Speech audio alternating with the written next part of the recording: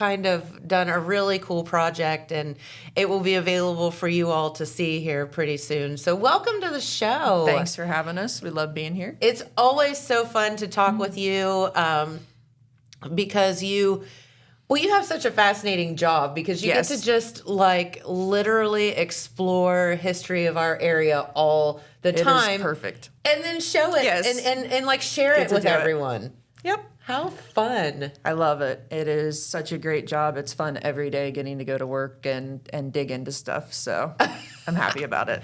And you would think that at the Lillian Jones Museum that, how much stuff could possibly be in there and whatever. I'll bet you every single day you find something different. Oh, I started in 2022 and I will still like open a drawer or open a closet and find stuff that I didn't know was there before. So every day is like a weird treasure hunt. There's always something. I was going to say it's almost like Christmas every day. Yes. You just find something new. Yes, it is great. Yes. Where did your sidekick go? He's hanging out in the hallway. Okay. Is he okay with that? He's okay with that. Okay. His I don't think we need his iPad randomly going off with his games in the middle of it because that's what would happen. That's totally fine. I just didn't want to think we kicked him out. Yeah. So I'll tell you what. Well, see, we have a message. Okay, we have a message to play, and then we'll be back, and we will talk with Ashley about this really, really cool book that she's spent a lot of time putting together, and that will be fascinating for all of you. So we'll be right back in just a second. Stay tuned. Be more wild. Are you tired of sitting around at home this summer? Bring your family and come down to the African Safari Wildlife Park located in Port Clinton, Ohio. We have giraffe, zebra, bison, and much more. So skip the lines at the amusement park and come experience the safari for yourself. Are you tired of the normal zoo experience? Looking for an exciting way to see animals up close? Take Route 2 to the Route 53 North exit and follow the signs. Just 17 miles west of Cedar Point via Route 6. Open every day, rain or shine. Get ready to win this summer with Red Roof Inn and the radio. It's your chance to win a night stay at any participating Red Roof Inns throughout the U.S. Whether you're staying in Ohio or going abroad, Red Roof has you covered. Make your summer road trips more affordable with Red Roof Inn. Listen to the Total Media network of radio stations throughout the day as we want to know what your plans are for the summer. It's summer vacation time with Red Roof Inn. I'm Red, eat to travel with Total Media Radio.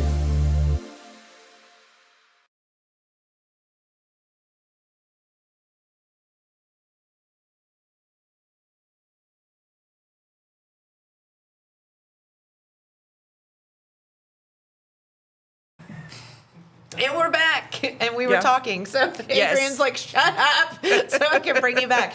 All right. No, somehow we got on the subject of ostriches. Yeah, they are creepy. They are. Well, and I was telling you off the show, because we were talking about the wildlife park, but Adrian and I have both gotten bitten as a small child by one of those. And it's like, they're mean. I feel like more people have bad experiences with birds than they do with like other wildlife. Like they're either a goose or something, like something's tormented you. Yeah, for sure. 100%.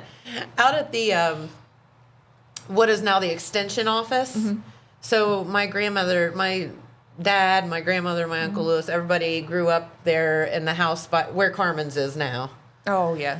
There's a big farmhouse there, and that was all my family's dairy farm. And so we because after they sold it to Extension, to OSU, whatever, we still had permission to go over there and fish in the pond and stuff like that as little kids. Well, they always had swans. Oh, gosh. There. And they were so beautiful. Yeah. And we would go over there, and those things would lose their minds and chase our butts all the way back to the house. And they are terrifying. Yeah, they are. But they're so beautiful. But I'm like, they're going to get me. Anywho, that's neither here nor there. So I'm with you on the bird thing. Yes. Yes. I feel like more people are scared of birds than anything else. Yeah. Yeah. There's something. Yes. All right. But there are no birds at the Lillian Jones Museum. No. We're good. So, how did the ice cream social go? Oh, it was so nice. Everyone that came out, I mean, the heat was so oppressive on the 4th of July. It was crazy. We had such a good turnout.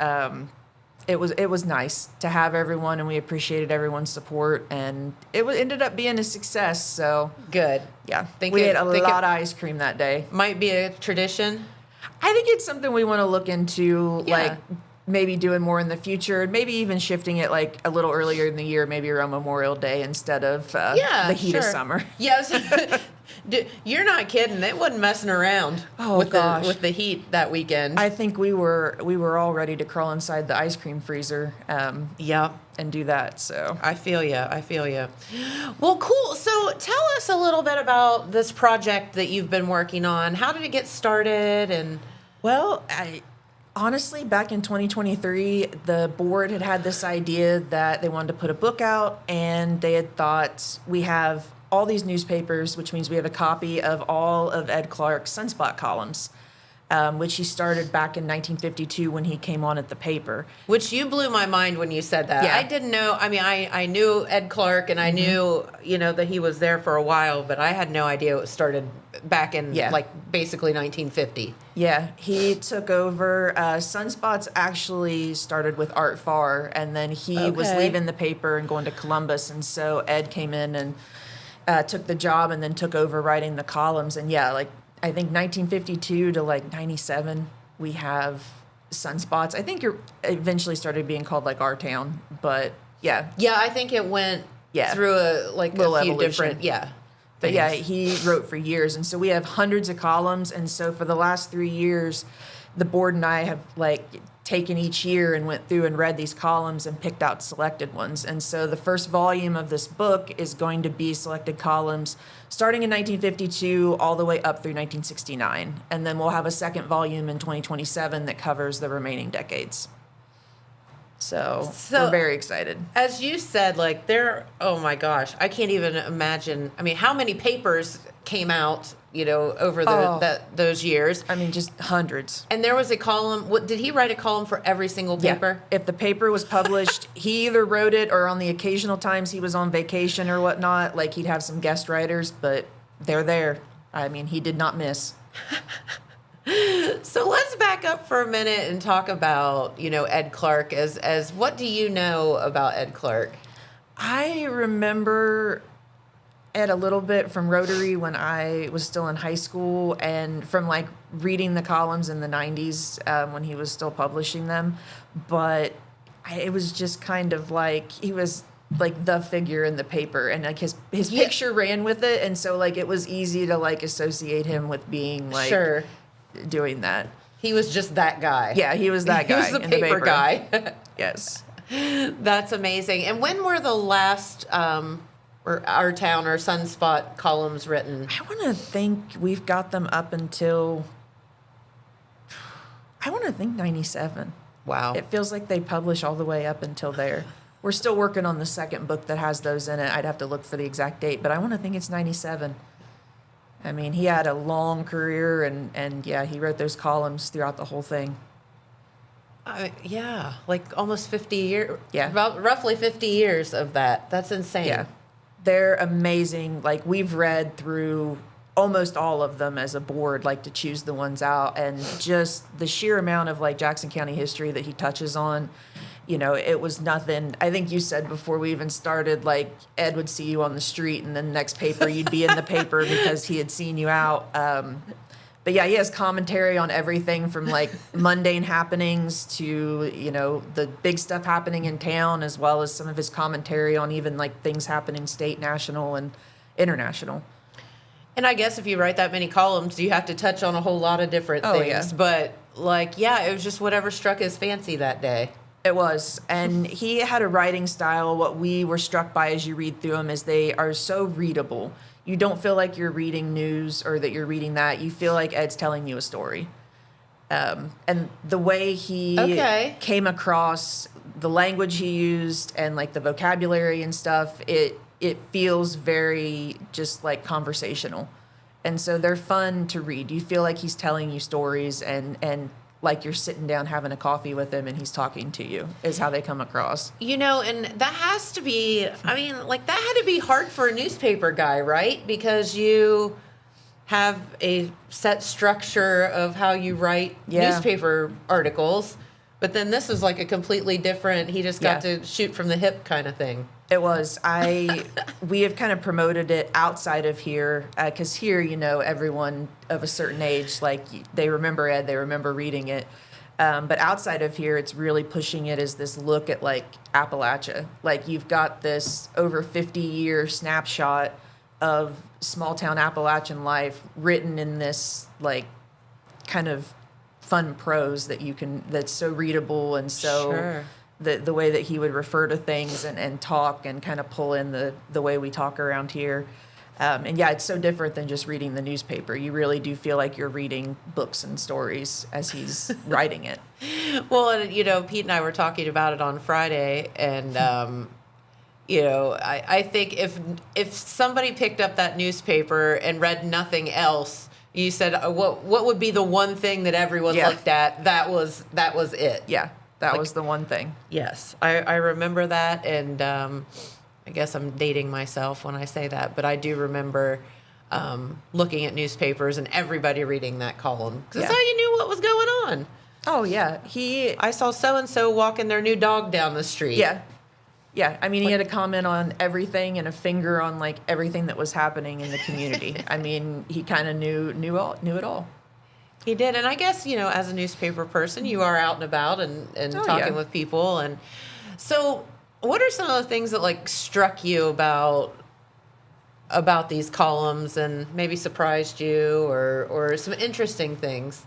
I think going through it, one of the things we had pulled out is he had this way of people he would talk about routinely, all ended up with, like, these aliases that he would refer to them as. He almost had, like, characters. Yeah, they were characters. And the one big one was the man on the courthouse lawn, which was kind of Ed inserting himself into the story. That's what Pete was talking about. Yeah. He's like, when Ed had an opinion but didn't want to get himself into too much trouble, it was the man on the courthouse lawn. Yeah.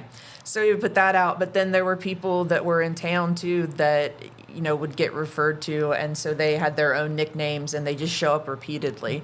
So we were able to pull those out and do, like, a chart, basically, of here's the person and here's how Ed would refer to them in the column. So those were interesting to look at. A lot of it was hard not to pull out all of his Christmas columns. He always did some good ones for that, and there are ones where he's pulled, like, poems in, or he's talking about, like, he'd keep the theme going through the entire column. So it's just interesting. And it was never the same thing twice. You could read one where he'd be throwing trivia at you, or he'd have a picture at the top of the column, like, you remember this, and then the next column he'd be talking about it. Or it could be stuff that was happening in the nation. I mean, when you do 1952 to 97, that's a lot huge of stuff. chunk of history that was going on as well. So it's not just one thing; it's this whole collection, and this really getting this snapshot of Jackson, day-to-day life as it was happening. It's so neat that those are captured there and are going to exist forever. And you're exactly right about that, because sometimes the details of day-to-day life would have just been there and gone. Yeah. But he literally documented it. He did. Like, it's like having a time capsule. It could be the tiniest things. Yeah, it's like having a very specific time capsule for Jackson's history. The people, the events, the happenings, just everything that was going on was fair game for him to talk about in this column. And so we have these saved. And yeah, like, the museum has all these papers. The library was actually super helpful because they had them on microfiche. And so we had scans of quite a few of the years that we were able to look at. But yeah, they were just existing in the papers. And so hopefully the book is a way to kind of, one, give people the sense of nostalgia. A lot of people that have pre-ordered already, like, they have, like, oh, I read the column every week. Like, I even got it sent. I got the paper sent to me when I lived moved away in from Florida here. or something. Yeah.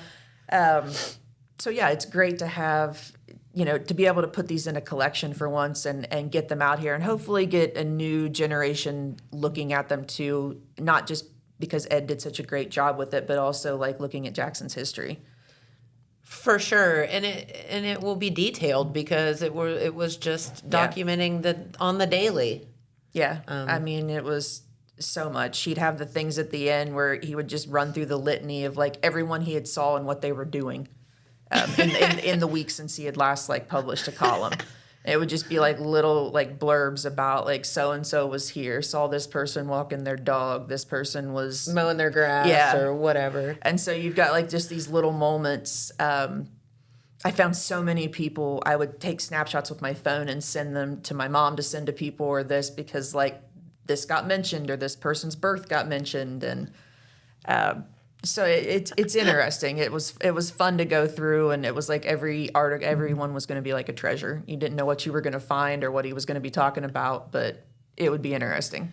Which brings up the challenge that you all faced of how on earth did you go through all of these? And I mean, you couldn't publish every single column.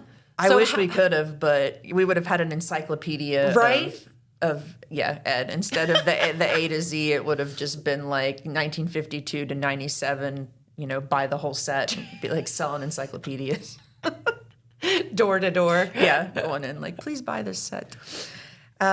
It was hard. Just the sheer breadth of work. The board and I kind of like would split up the columns, and someone would take a year and read, and then we would like be like, okay, I made my short list. Like you go through and see what you think, and just kind of whittling it down to what were some of the ones that really dealt with Jackson's history, really talked about specific people or talked about, some of the big events that had happened here and other places in the world. But yeah, it was hard because so many of them were great in so many ways.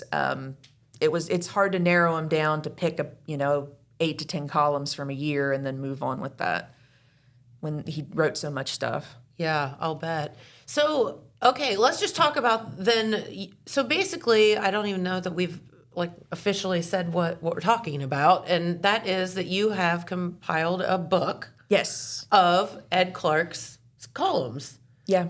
And that's going to be available. Yeah, we are actually doing pre-orders right now. The book will be available September 3rd. We're planning a launch event and a small program at the library, 6:30 on September 3rd. It's a free event. We're going to have the books available for purchase. People that have pre-ordered will be able to pick theirs up and kind of launch off doing this just in time for Apple Festival and then moving into the holidays. But yeah, this first one is Volume 1, and it's going to be selected columns from 1952 to 1969. We're doing pre-orders now. They're $25 each. We have shipping options. All the information is up on our Facebook. It's up on our website. The museum's website? Yeah, Lillian the museum's Jones website. Museum, You can find us just Google searching. We're the first one that pops up if you search Lillian Jones Museum. But yeah, so we are really out and pushing this. We are hoping it's going to be a success. I think it will be. We've had people that have been really excited for it to come out just because it's that nostalgia of remembering getting the paper and reading Ed's column and feeling that sense of what was going on in town. So we are happy to push it. You can order in person at the museum, any of our open days. We've got order forms. There's a digital copy online that you can do. We are at a point right now, we're just doing cash or check. We're working on getting a more modern payment method in place, but right now we are doing that. So anyone is welcome to mail in or send in their order or drop it off in person if you would want to do that.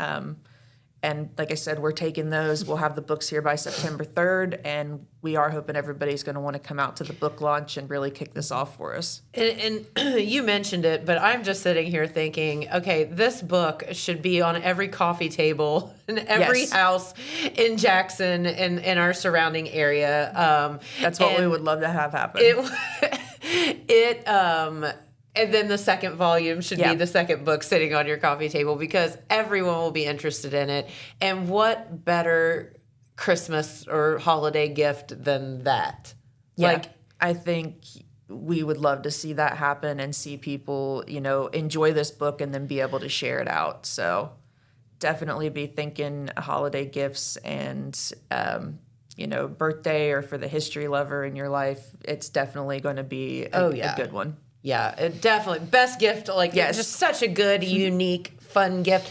And think about all the people that maybe grew up here and have moved away, or that don't really have access to be reading that stuff anymore. They would love that. Yeah, it's so great. You're going to get, that look at Jackson through the 50s and 60s in this first volume, and then the second's going to be the 70s, 80s, and 90s. So, whether you grew up here and stayed here or you grew up here and moved away, this is a great chance to kind of, really get into that nostalgia. Mm-hmm. Like we were talking earlier with the way that Ed wrote, he really kind of leans into that, like, normal Appalachian guy talking about what's going on. And so the columns are so readable. You don't feel like they're not stuffy. They're not stuffy. Yeah.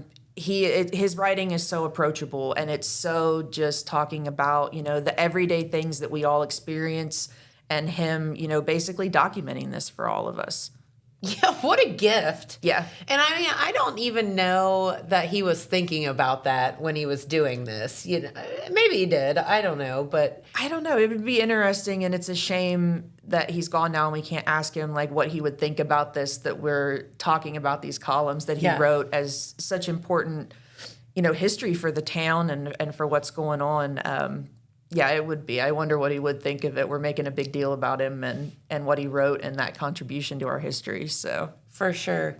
So I'm thinking about, different generations and the way that, we have slang and we all speak in different manners. And I can guarantee you that the way people spoke in 1950 is not the same as people spoke in the 90s or 80s, or it probably went on. Did you see like a change in his kind of writing and the way his style over the years? It's something that you can't get out of, like the way people talked and then how that's evolved over the years. And for sure, we definitely went through a phase where editing him was so hard, because we didn't want to lose. He had a way with like what he wanted to capitalize and what he didn't want to capitalize.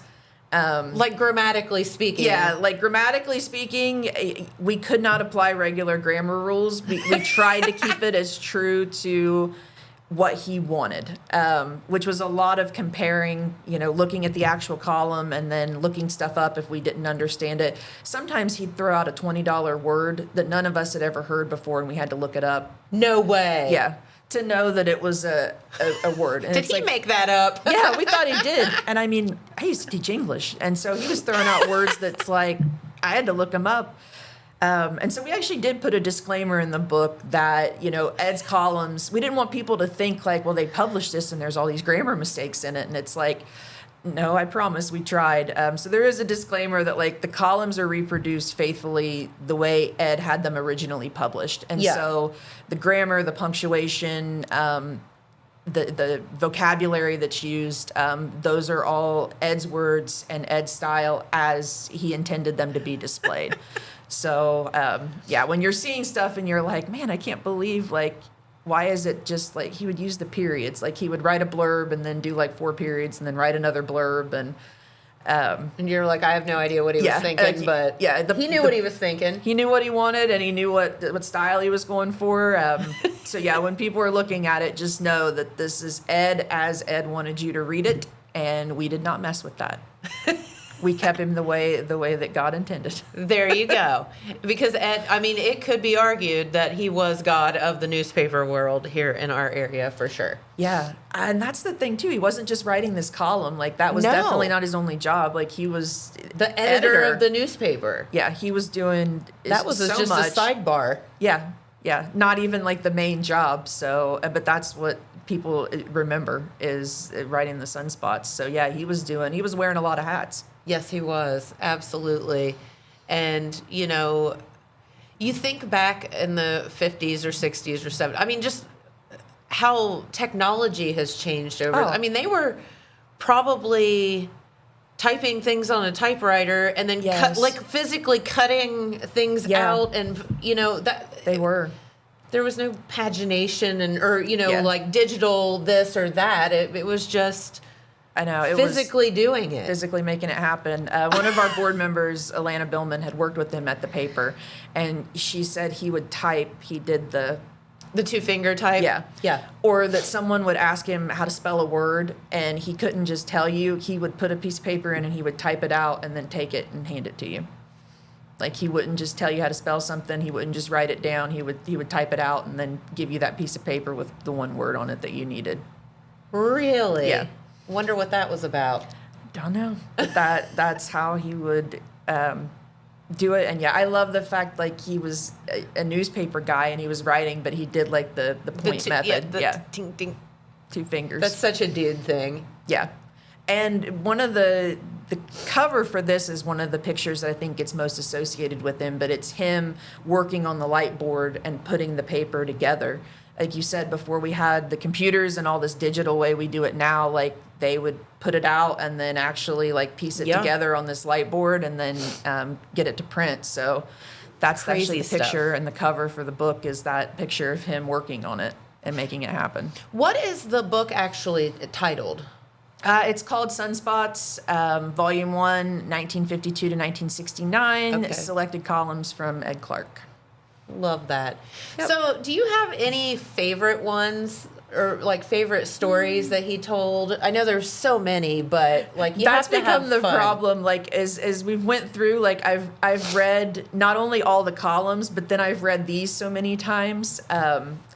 I love the ones where he is talking about really, like, the local history, and that's probably just because of what I do and what I'm interested in. But when he would talk about, like, when it would be a Stediford time and that would come up, and then I always enjoyed the Christmas columns, the way that he would do the columns around Christmas. Some years they're poems. One year he had done, like, the kind of poem, like, where he had taken the CHRIS and, like, he had written each line for that. So okay, they were different. He kind of pulled out some of the stops for the Christmas columns, and so I found those enjoyable. And it was hard not to, like, it's like we can't pick every Christmas column from every year, but 'Cause it I would kind of just wanted be to. about that. Yeah, Yeah. it would just be about that. But I thought those were interesting when he kind of would pull in, or he'd pull in trivia. He'd post random pictures and be like, does anyone remember what this building is? And then, like, you'd have to wait until the next issue for him to talk about it, and then he'd give you the whole history of the building. Okay, that's genius too, because it's Yeah. like people have to go back and buy Kept the 'em paper coming. and check it out. Yeah, so I think those ones are my favorite just because they really, it was nice to read stories and read these interactions about, our local history and things that were happening around. Did he ever get into anything scandalous? I do like the way he would kind of make small commentary on political things and things that were happening, and he always seemed to toe the line of, not going to do too much, but you felt like you got where he was nudging you towards. Like, you could tell what his personal feelings were. I smell what you're cooking, Ed. Yeah, yeah. But he always did it in such a way that it was subtle, and so it was enjoyable to read those too. The way he would push for this or push for that, because it was a column, so you had a little more freedom with a personal opinion, but never outright, criticizing or saying anything wrong about this side or the other. But That's where the man on the courthouse lawn Yes. came in some, right? yeah, the character, the man on the courthouse lawn, that was always, like, Ed's way of saying opinions without them being truly, like, Ed's opinions. That was that man on the lawn. Yes. Yes, he could say what he wanted. Yeah. He was always around, and he was always watching, and he always had an opinion. I think that's hilarious. That's good. And you just think about, I'm sure he did develop characters over the years, and then, so did you have a hard time, I'm sure that some of these characters that he had were real people, Yes. and did you have a hard time putting two and two together as to who some of these people were? That was such a group effort. And I can't even really take credit for this. It was board members and Jan Roberts that really kind of compiled the list of, this was the nickname and who it actually referred to. And most of those, besides the man on the courthouse lawn, were all real figures that were, living and working around Jackson that just continually popped up. But yeah, it was a group effort to pull. And then he would always talk about, because he was from Lawrence County originally, down Okay. around Ironton, and he would always talk about growing up on Greasy Ridge. And then he would always pull. There was always like an uncle this and an uncle that. And the Greasy Ridge people felt like these just caricatures. I don't know if anyone ever knew if these uncles really were real uncles, were they or real? were they just like the invented people that inhabited Greasy Ridge that, you know, represented his younger years and like childhood and stuff. And so those are interesting too. Like you feel like he's talking about like his cousins from the hills. And you're like, could that possibly really be real or not? Yeah, and I don't know if we've ever truly figured out, and maybe people that had worked with him would have known, like, you know, are these real people in Greasy Ridge, or were these people that are based on real people? Because they pop up in a lot, too. He talks about the family and talks about, like, being at home. But, yeah, he talks about Greasy Ridge, which is truly a real place. We did find that on the map. Because for a while we were questioning, like, was this a creation too, or was this a real place?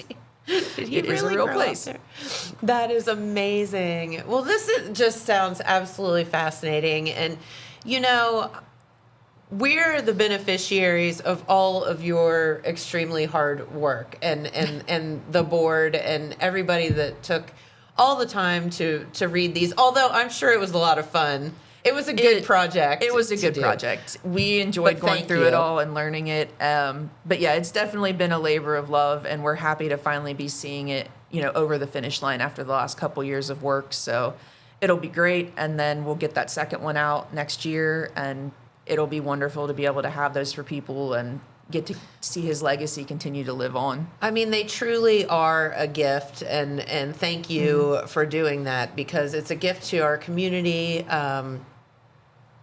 It's keeping our heritage and alive, and Yeah. you know, there will be people, as you said, you know, when you were in school, Ed Clark wasn't, you knew who he was, Yes. but he had retired and Yeah. you know, wasn't, and if he retired in, what did you say, about 97?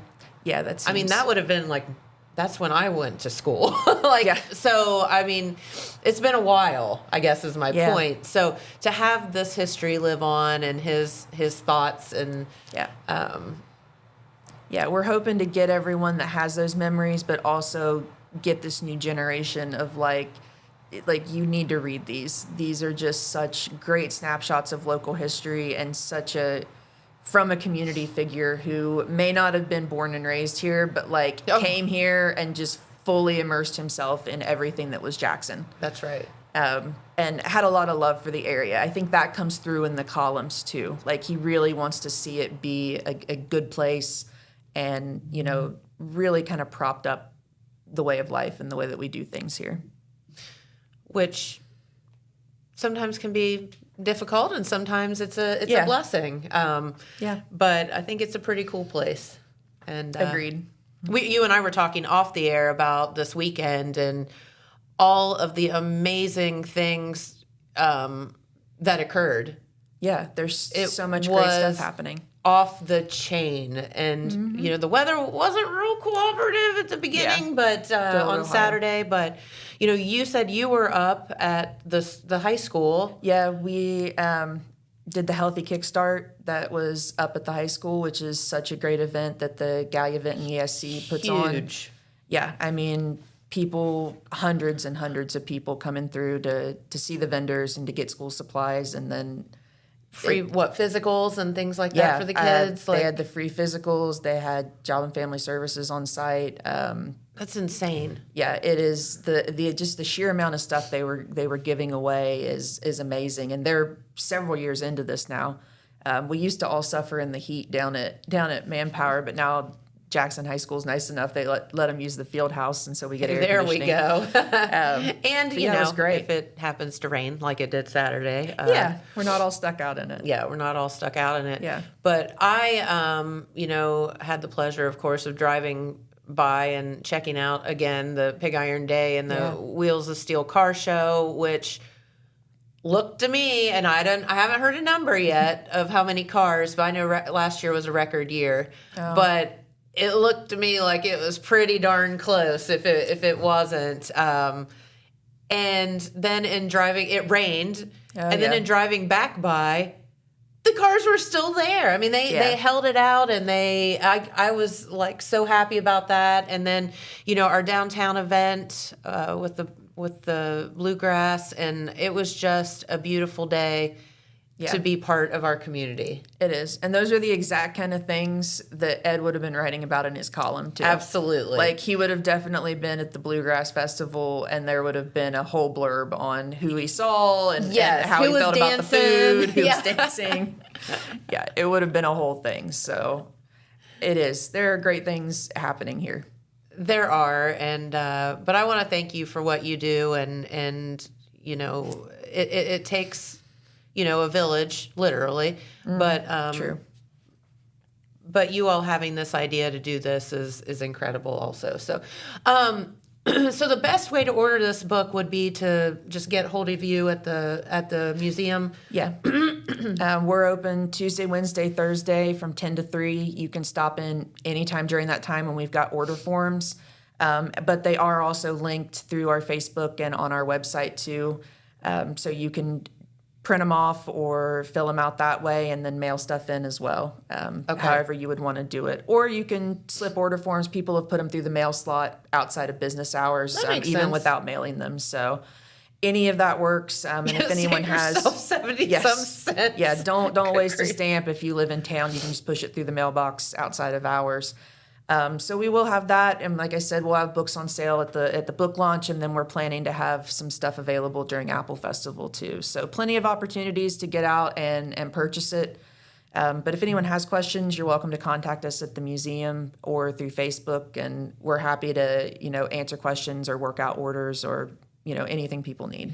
And I can't think of a better. I mean, Ashley is sitting here today solving your Christmas gift problem. There you go. That's what you need.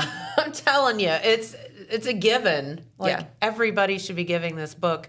For someone that loves Jackson or someone that loves history or both, you need to buy Ed Clark book, our Ed Clark book, and then maybe throw Bob Irvin's new one in there too. You know what? Put a bow around them together. You're done. Super easy. Yes. Look at you. And it's a gift that keeps on giving, right? Yes. So what else is going on? We have a few minutes. What else is going on at the museum? We still have our America 250 exhibit that is up, and that'll be running through the end of the year. So super cool. We had pulled in basically a lot of the industries that kind of built Jackson. Like, obviously, we have great culture and things that are here too, but the salt, the iron, the coal, the clay, these are the things that originally brought people here and why we settled the area. And those are the industries that helped build Jackson and why we still get to be here. So a lot of you are correct. Looks at that. And then, of course, the industries brought people, the people brought their culture. And so, part of what makes Jackson, the Welsh migration, the people that ended up here. And so that's a lot of what the exhibit's looking like. And that's going to, again, run through the end of 2026. So you have plenty of time to go see it. Yes. But the next thing you know, it's going to be 2027. So please take time. It is. Time goes so quickly. We were just talking about that off the air, too, of the kids are getting ready to go back to school already. I know. This is insane. It's like, we're in August, and it just feels like summer just went by in a blink. So. It did. It absolutely did. So get to the Lillian Jones Museum. I was explaining it to somebody the other day at the tap room, and they were traveling through, and they were asking about different things, and I was telling them about the whole situation of the lawn, where we weren't allowed to. I said, as a kid growing up going to Kinnison, we were not allowed on the lawn, and if you kicked a ball over there, tough tootie, you didn't go get it. And so now the fact that anybody gets that people can actually walk on the grass, it's like.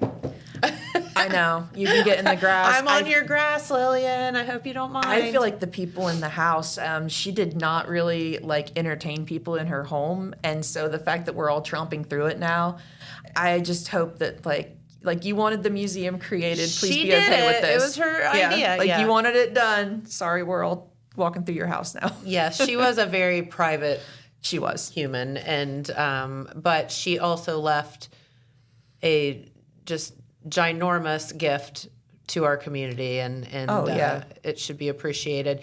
And if you ever want to see the coolest linoleum floor you have ever seen in your entire life, go to the Lillian Jones Museum and check out the kitchen. It's a treasure. I'm so telling much of you, the house is like time capsules from different eras where if it's I could Lillian's put that decorating. in my house, I would probably do it if I could find it. It is fantastic. It is. And we know it's some kind of like 70s, late 60s design. And it's like when the linoleum, when it was still made good too. So like, it lasts. Like you could line the space shuttle with that thing and it would be safe. Yeah, and it's still in like perfect condition. Like we're never getting rid of it. It's going to outlast all of us. Yes, it will. It's still going to be here. It will. God knows what it was made of, but by golly, it's going to last. Probably don't want to think about that too. No, probably not. But it is absolutely fantastic. So yeah, it is. It's one of my most favorite things about that entire situation. Oh yeah, I always encourage people because we use the kitchen as kind of a workspace, but it's like you need to look in there. It's a treat. Yeah, the bathroom still has blue shag carpet, so yes, we love that too. Mm-hmm. Yep. All right. Well, thank you so much for stopping by and sharing. Thanks for having us. Sharing all the things that you remember. Pete Wilson just walked in. I think he might have a memory or two of Ed Clark. A few. I even got to interview Lillian Jones before she passed. Oh, you actually he talked with Lillian Jones also. One of my favorite interviews. Really? One of your favorite interviews of all time? I had a few. She was actually very nice, not distant or stern or uncommunicative in any way. Very friendly. She was very friendly. Okay. I was scared to death. I was in my 20s or whatever. Hey, listen. I was at Kinnison and I had the same threats about going over the wall. Okay, he went to Kinnison too, so he said he was scared to death of her to go interview her, but she was very kind and gracious and sweet. She was.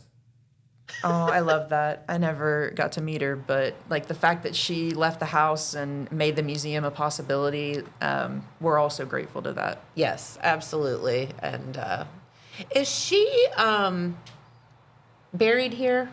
She is. All their family, at least most of that generation, are all at Fairmont. There's a huge... I know there's a lot of Joneses up there, like big... Yeah, when you start getting into the Welsh names, if it's a Jones and Evans, a Morgan, or a Davis, there are a ton of us. But yeah, there's a whole area with the Joneses where her family's buried, and then like some of her dad's brothers and stuff too, up in one of the older sections of Fairmont. And they're beautiful. It's beautiful. If the cemetery can be beautiful, those sections are beautiful. Yeah, the older ones really are, and the cemetery crew with the city does a great job of keeping it like mowed and weed eated and all that. Yeah. But yeah, those older monuments are almost artwork. Yes, absolutely. That's for another day, right? Oh yeah, we could talk about that too. We could. All right. Well, Ashley, thank you so much for stopping by. Thanks for having me. Make sure you order your book ahead of time. And again, we just done your Christmas shopping for you, so you're welcome. So welcome. All right. Well, Pete Wilson is here. Jackson was on fire. Not literally, figuratively, this weekend. So there's a lot to talk about. So I'll tell you what, we'll do another message or two, and we'll be back with Pete Wilson and the news in just a moment. At Vinton County National Bank, we believe in supporting the areas where we live and work.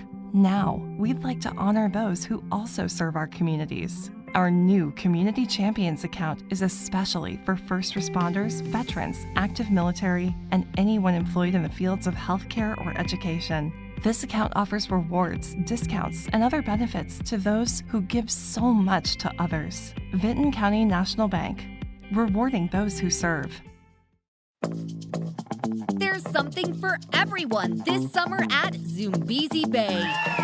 At Conservation Tower, take on the hive's wild spins, tackle the twists of muscle mayhem, and race head first down Captina Falls. Big thrills and plenty of ways to make it a full family day. Conservation Tower, only at Zoombezi Bay. Make your splash